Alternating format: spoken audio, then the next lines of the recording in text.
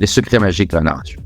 C'est une tradition qu'on appelle la narratologie et qui a eu qui s'est donné pour mission de dégager les grandes lignes de force qui composent généralement l'histoire. Le premier à avoir fait ça, c'est un Russe qui s'appelle Vladimir Prout, qui a écrit un essai qui s'appelle Morphologie.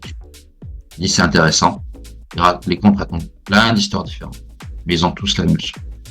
Et cette structure, elle est composée en plein de petites péripéties, donc il y a 21 péripéties, et 3 grandes séquences.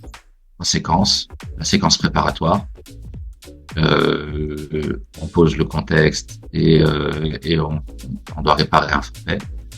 La deuxième séquence, qui est la mise à l'épreuve du héros, et la troisième, séquence préparatoire, première et deuxième. La deuxième séquence qui est on revient à la situation initiale et le héros.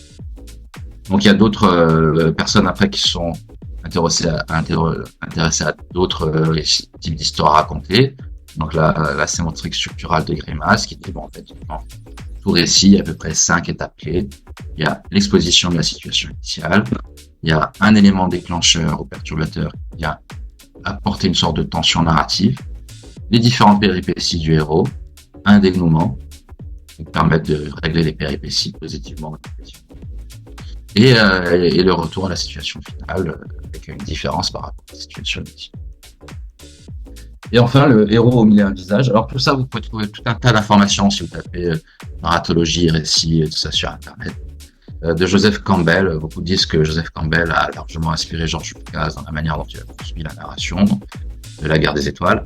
Donc lui, son concept, c'est le voyage du héros, avec pareil plusieurs petites étapes, et 3 grandes séquences. Le départ, donc il y a l'appel de l'aventure, l'initiation, différentes épreuves et la révélation de la sens de ces épreuves, et le retour, donc c'est-à-dire la modification du monde.